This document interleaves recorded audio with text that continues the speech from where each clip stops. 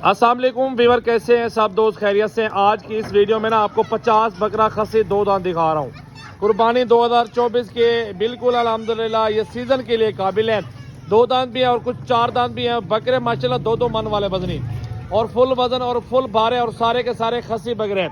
आप सीज़न लगा लें और घर में जानवर रख लें और 2-2.5 महीने खिदमत करके ना आप अच्छे पैसों में जानवर वगैरह सेल आउट कर सकते हैं मेरा भाई।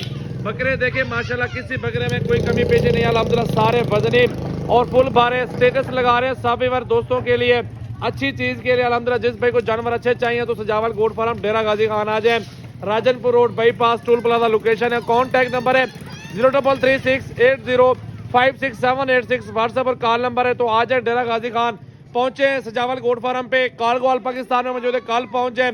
बकरे अपनी मर्जी के छोटे बड़े 50,000 40,000 से शुरू है, 1.5 लाख रुपए तक बकरे हमारे फार्म पे मौजूद है। अब